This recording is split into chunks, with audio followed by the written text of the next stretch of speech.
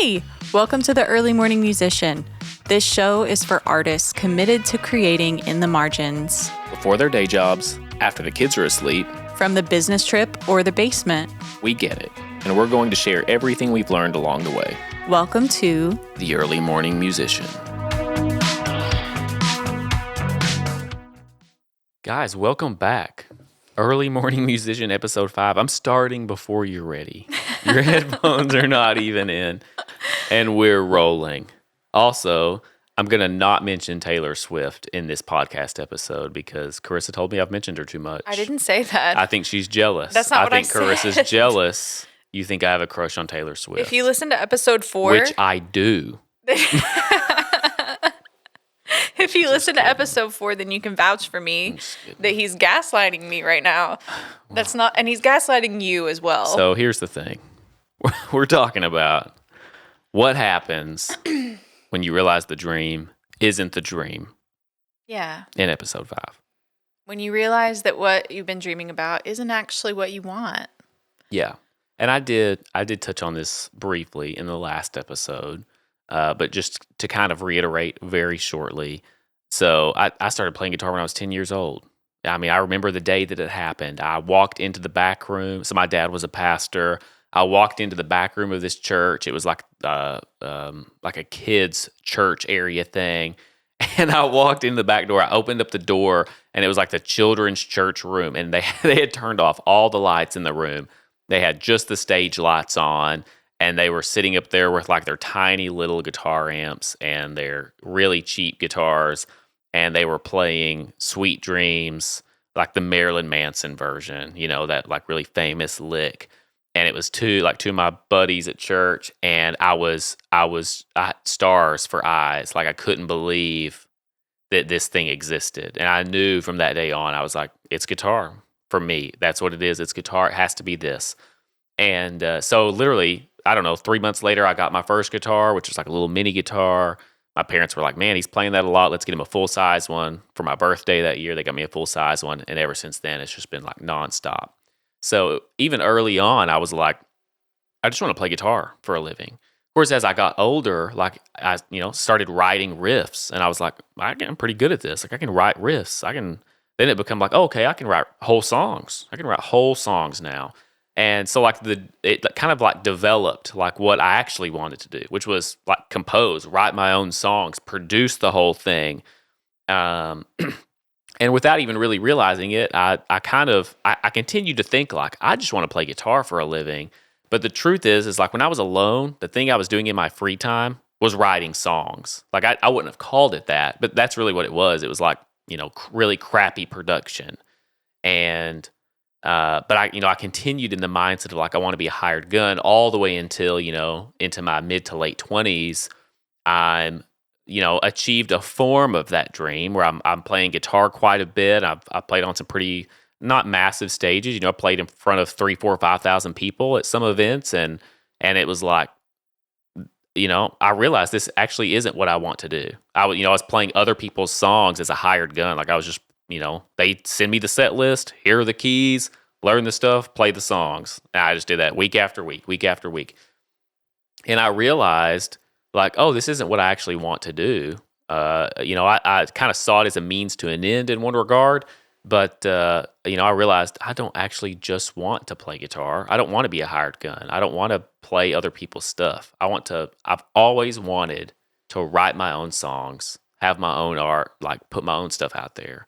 And it was kind of a rude awakening to realize like, oh, I've spent an extensive amount of time and resources into being a guitar player, like even just the gear alone, like the pedal boards, so expensive, the guitars and the amps and the microphones and the outboard gear. I mean, there's so much stuff that goes into it. And I had just invested financially all my time, all my capacity into being a guitar player, only to realize like, I don't want to just play guitar. Like I want to write songs, and not really connecting the dots that like if you want to write songs for a living, you have to write and release songs. Like that is the path forward to be a songwriter, not be an amazing guitar player, get yourself a spot and and make yourself some famous friends and then convince them to let you co-write, and then you co-write so good that eventually you somehow land a record deal. That's not how that works.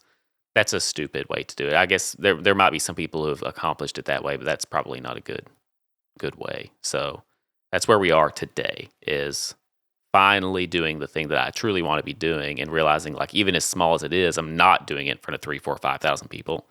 I'm doing it in front of 3, 4, 5 people.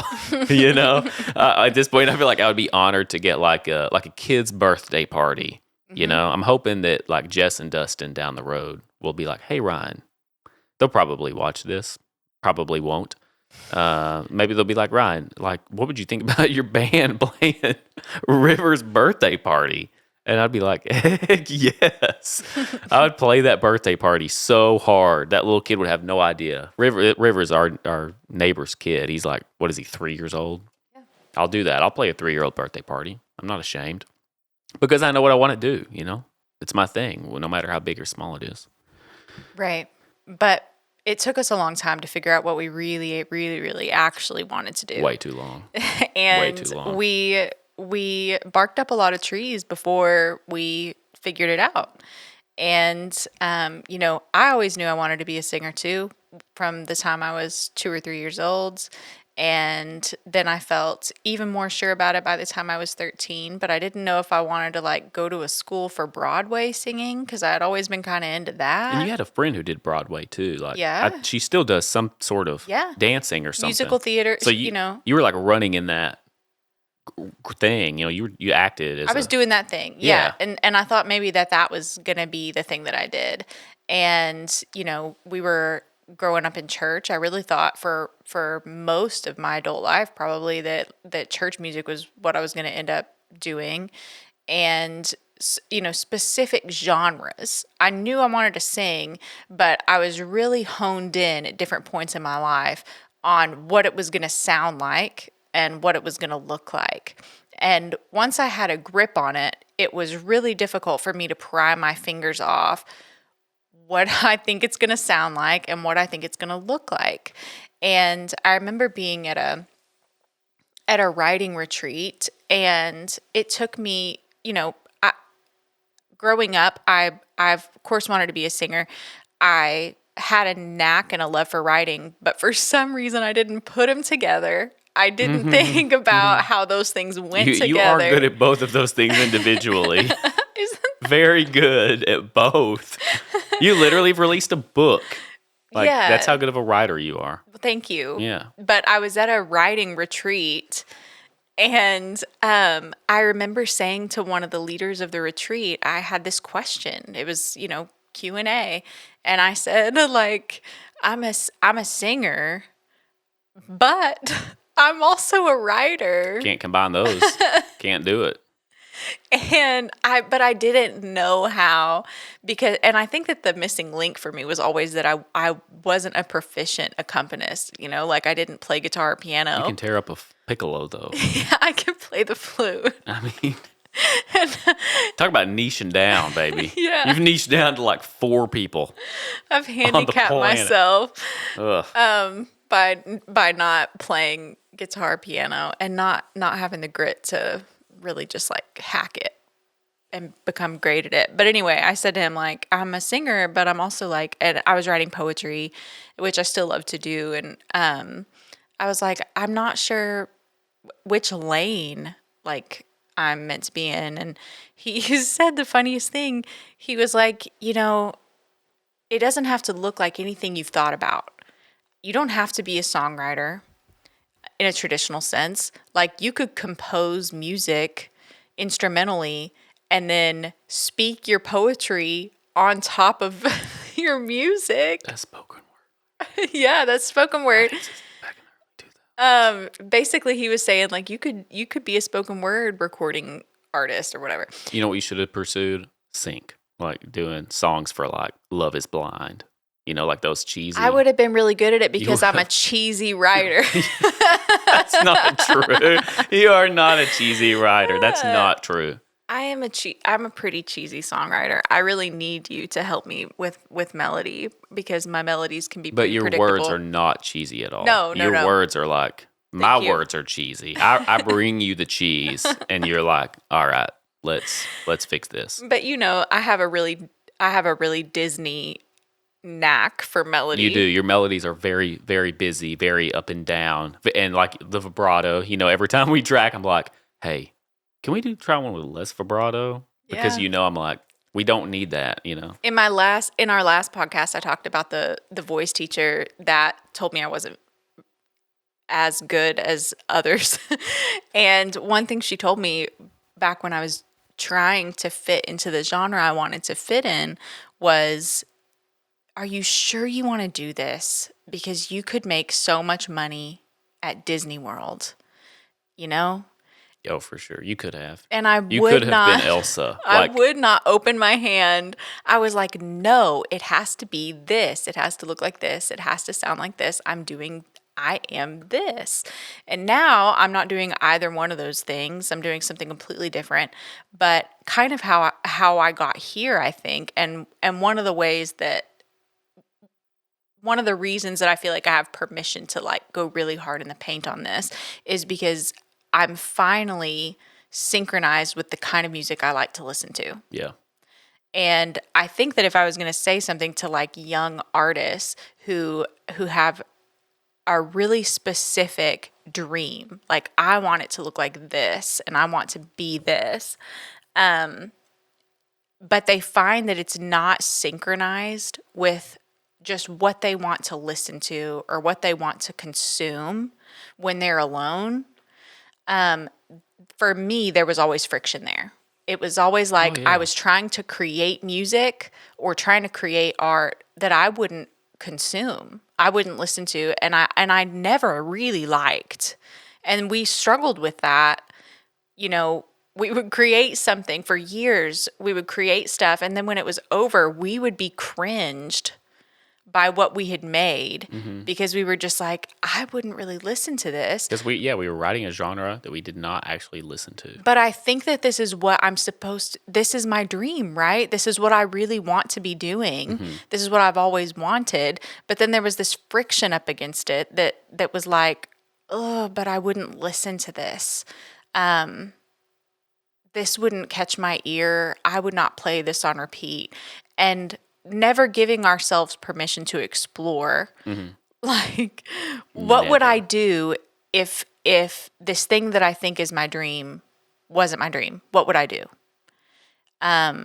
Once you have so much invested, like we, had, once you have years invested into a dream, it's really difficult to look back or to step back and say, what if I did something else? And that doesn't mean that I'm not singing or I'm not writing or, maybe I'm doing more of those things than never before in the next phase.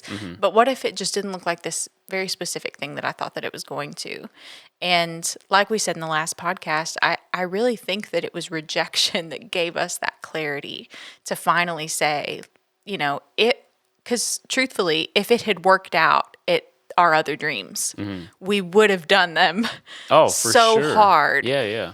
I think we And would have done them, but I really believe that, like, let's say the hired gun thing worked out, and then, like, we were doing, church music, and we were doing that thing. I really believe that when I got 60, 70 years old, and I was an old man, I think I would have looked back and been like, man, I wish I had done more of my own stuff. I feel like I've just been playing other people's stuff my whole life. I really believe I would feel that way because I know that deep down on the inside, the thing that I want is to release my own. I'm positive yeah. about that. And I don't think that I think that if I had been 70 and I had been really, really successful doing stuff that was not my own, I think that I would have been like, great. We differ. We did it. Yeah. But Look at all this money we got, Ryan. Why are you so sad?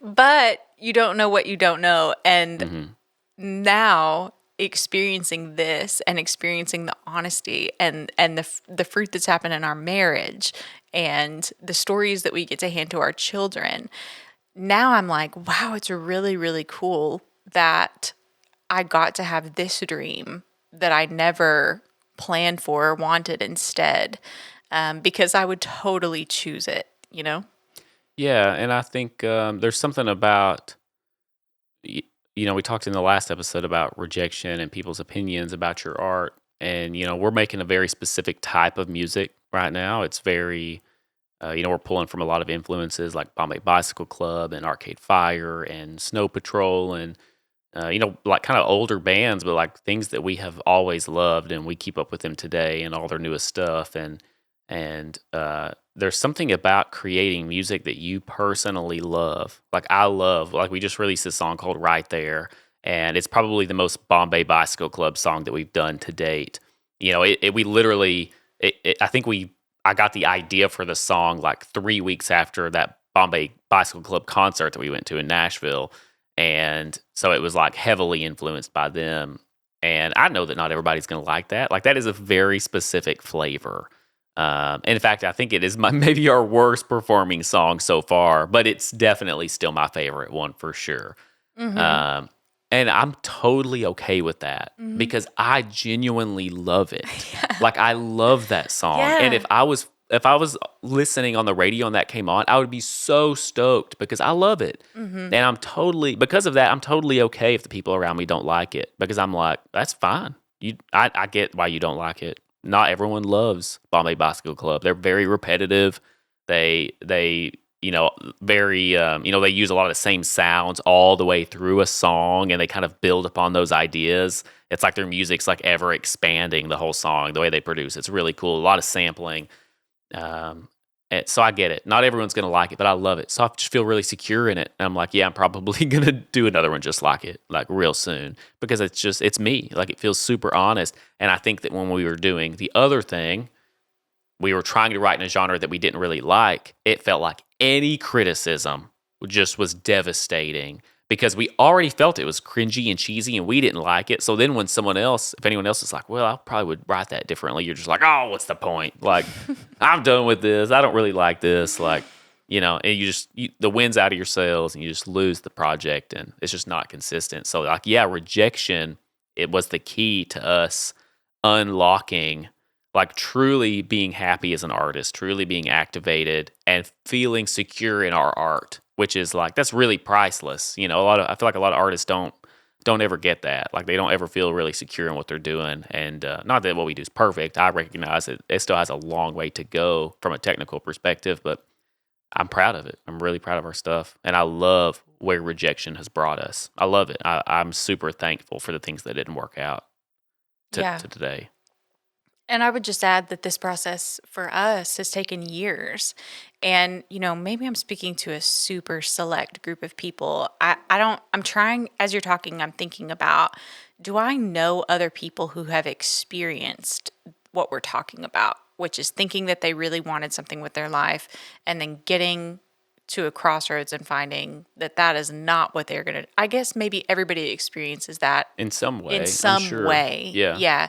And then there's, some artists or musicians out there who maybe have a lane from the time that they're really young and they stay in the lane and they succeed at it really, really early.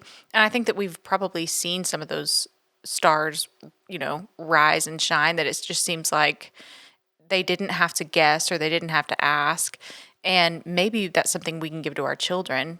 Sometimes I think to myself, like, wow, I would really love to give to other people the smoother road, the road with clarity on it. And Mhm. that's why we're making this podcast, I think, is because I wish that I had someone to talk to me about these very unique Mhm. experiences. Yeah, yeah. Go ahead. I didn't mean to interrupt. I thought you were done.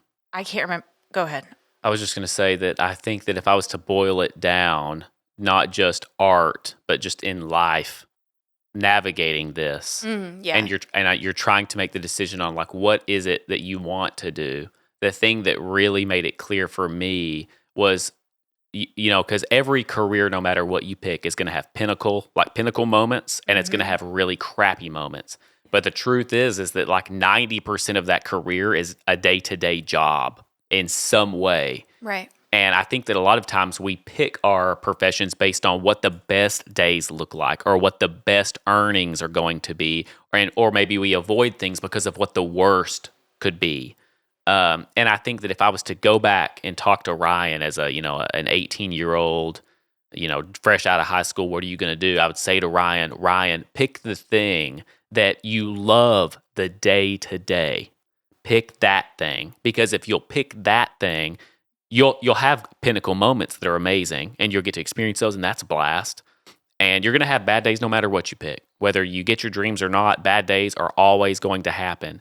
But you've got to think about, like, what is the day to day? And for a big artist, I won't mention Taylor Swift because I'm not going to do that.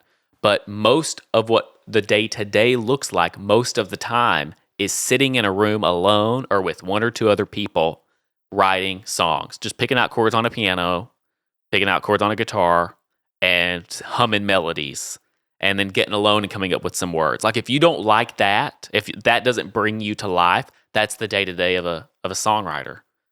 If you don't like that, don't pursue songwriting. Or if you're in a genre that you actually don't like, if you can't sit around and listen to it all day, or like listen to it while you're driving down the road, don't do that, because that's what you're choosing. You're about to invest all of your life into that, and that's going to be exhausting in the long haul. But if you can pick something where, like, I love the day to day, the pinnacle moments are great. Everything has bad days, but the day to day is awesome. Like, you will live a rich life, and that like cheesy saying, like, you'll never work another day in your life. Like, that's what it will be, because you love what you do. And I think that's what I'm pursuing now. Is like, I see now what I would love to spend every day doing. I know what it looks like, and if I can point myself towards that, then I feel like, I'm on the right path. Right. I remembered what I was going to say, which is that this took years for us to get here and have clarity. Oh yeah. But even though it was a really long process, there was a lot of grief involved for me, where I was like, okay, so maybe that's not the right thing for me to do, or maybe that's not even what I want to do. But oh my goodness, I actually had a dream. I had a dream, and now it feels like it's dead, Yeah. And there was an appropriate time for me that was just grief about that. Before I could give myself permission to dream about something else, I had to mourn, like, the visualizations that I had, the history I had with that dream, the community that I had built within that dream, the things that I told myself about that dream, the years that I spent with that dream. When you have a dream, Yeah. it becomes like a friend. And then to let that friend go, or it's like losing a book character. It's just like, oh wow, so that doesn't exist? That's ooh. Oh yeah. It cuts. It's scary, I think. Yeah, and if it's not scary, which it is, but say, you're just full of trust and faith and hope, it is painful no matter what. Sure. And I would just say that we've made this sound very full circle, and we're really happy with where we are now. But if you're in the thick of it and you're just now kind of realizing, oh man, maybe this isn't it. It's okay to be sad. For sure. About that. It's important, I think, to process it. I think it's part of You're going to have to finding the right path. Yeah. And even if it takes way longer than you want it to, there's no rush on arriving at the next thing. There's no rush on arriving at the right thing. Just sitting with it for as long as you need to sit with it is enough, Yeah. Yeah. I mean, how long did it take Susan Boyle to make it? How did she do that? Look at her. Living her dream now. Would you look at that? I would be so, I mean, I hope it doesn't take that long, but like, honestly, if I popped off I don't know, what was she, like 50? I don't know. When that happened? I don't know. I'm going to say she was 50. If I pop off at 50, I will be stoked. Like, you know what I mean? Like, I don't want it to. I don't want to wait till I'm 50. But if it takes. Not too far away. Yeah, if I wait till I'm 50 and then it happens, like, I would, I'll die happy, knowing that I pursued the thing that I loved and eventually made it, like I eventually got there. Like, what a legacy to leave your children. Like, pursue the thing that you want to do in life. You got one life. So, like, do what you want to do with it. Don't just give it away to somebody else. It's too valuable to just give to somebody else. Mm-hmm. So, rejection. It's important. It's a part of it. It might solidify what you're doing. It might change your trajectory altogether. But enjoy the process, or at least be okay with the process. Let it Mm-hmm. have its full effect. Right. It's important. Because when you finally get to doing what you really want to do, you'll be so grateful that you did. And you'll know like, oh, this is it. This is the day today that I love. Yeah. I love doing this. And you'll be willing to sacrifice for it in a way that maybe you haven't been willing to sacrifice for something before. Mm-hmm. And it will sacrifice, even in this season, like the early morning musician, this is something that we do late at night. We're shooting this podcast, and I woke up this morning at 5 o'clock and started mixing a song, and it sounds like sacrifice, but the truth is even at 5 in the morning, I feel like I want to be there. I feel so happy that I'm there, and it makes the rest of my day so much better. And like that to me is like, oh, this is the way it's supposed to be. This is what it feels like to do the thing that you love. I remember when it didn't feel that way. Oh my gosh. I feel like most of our 20s, if not all of our 20s, felt that way. It felt like you try to break away to do your dreams some, and you get there and you're just like, you're overwhelmed, and you're just like, I hate this. I hate this. I hate everything about this. Who am I if I am not this dream? Right. What does this mean that I hate this? This is not supposed to feel this way. And that's part of it. It just, move through it. I was talking to a friend this week who was trying to record some music, and she was having that experience of like, I worked for hours, for like 6 hours or whatever on this song. And then all of a sudden I realized that I hated it and it was garbage, and I deleted it. Been there. And those are priceless moments. Part of the process. Yeah, you can't get past them. So what I would say is like, don't try to move past it. Just know that you're normal and that you're going to get where you're going, and it's okay to be sad, and it's okay to be super frustrated, and you're not alone. Yeah, and if you've never been rejected, we hate you. So don't watch this podcast anymore. So yeah, Taylor Swift. Yeah, Taylor Swift. We know you've never been rejected. Out there on tour with Paramore right now. I don't know if they're still on tour, but I think they are. Yeah, they did. Yeah, they're probably Sweden. on tour. They just did Sweden. Oh gosh, boring. Who wants to go to Sweden and play with Paramore? Sounds lame. You know what I did today? I sat in this room for 8 straight hours mixing our next song. It's going to probably be out by the time you see this, so I'm not even going to mention it. Yeah. So thank you guys for watching. Thanks for hanging out with us. This is a blast to do, and join us next time.